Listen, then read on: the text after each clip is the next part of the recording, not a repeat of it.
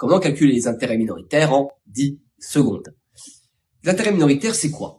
Les intérêts minoritaires, c'est la part que l'entreprise mère ne détient pas dans une filiale qu'elle contrôle. Par exemple, si A détient 80% de B, les 20% qu'elle ne détient pas, eh bien, ce sont des intérêts minoritaires pour A. Ils appartiennent aux actionnaires minoritaires de B.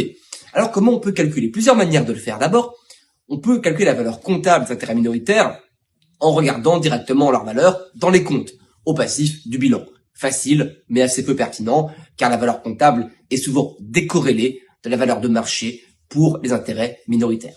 Une autre manière de faire, c'est possible pour calculer leur valeur de marché, c'est de valoriser tout simplement la filiale avec les méthodes traditionnelles, DCF, méthodes analogiques, etc. et ensuite appliquer un prorata, 80% fois l'equity value obtenue.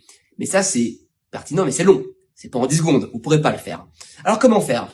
Eh bien en 10 secondes, c'est très simple. Vous allez multiplier le résultat net de l'entreprise qui revient minoritaire.